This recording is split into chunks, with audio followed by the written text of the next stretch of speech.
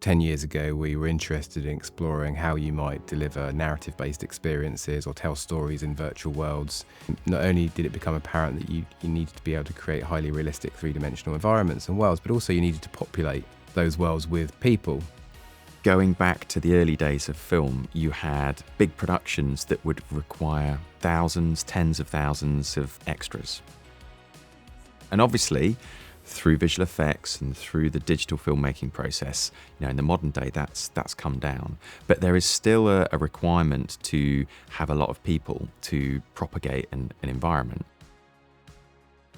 The team set about looking at how we could improve upon the state of the art for realistic, easy to work with digital humans. And volumetric capture is one of the solutions which we offer as part of a suite of capabilities. And we've been fortunate to work with studios including Sony Pictures, NBC Universal, HBO, Marvel. The shows most recently that have used our pipeline include Whitney Houston, I Want to Dance with Somebody.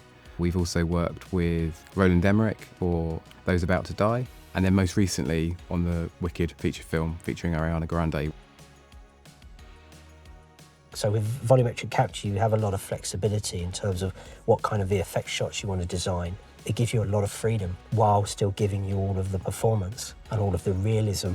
I would certainly recommend it for doing crowd work, particularly for crowd work where the performance of that crowd is very important and where getting the emotional reactions and the acting from that crowd is important, because those are the things that are hard to get other ways.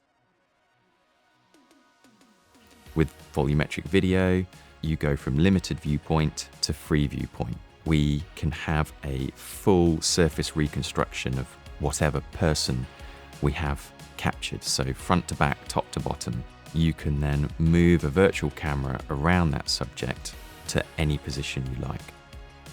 With the Whitney project, there was the ability to use some of our captures to fill gaps in shots that we hadn't intended to do. So we were able to use some of those characters in scenarios which normally we would shoot a blue screen or green screen of real people for, and then sort of create an element that we would slide into that shot.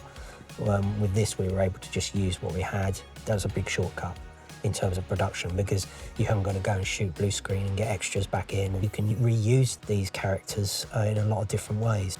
So there is creating the crowd of 70,000 at Wembley or at one of the big Whitney Houston concerts. But then, at the other end of the scale, you've got, being able to do a little bit of filling on quite close-up shots. For Whitney and for Wicked, these were offline visual effects sequences that were going to get rendered in something like Arnold. But alongside that, we work in virtual production, we do a lot of LED volume work, and these worlds need populating with people just as much as a visual effects does. So this is where we wanted to bring together our knowledge of digital humans and real time and apply that to our virtual world building and our in-camera visual effects and final pixel quality content for virtual production, like we did for Those About to Die.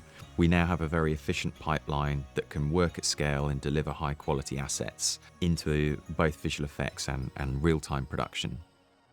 The important part of volumetric capture as part of, in particular, digital crowds proposition is you're giving that creative and post-production teams a new breadth of creative freedom and decision-making capabilities later in the process. So it's additive.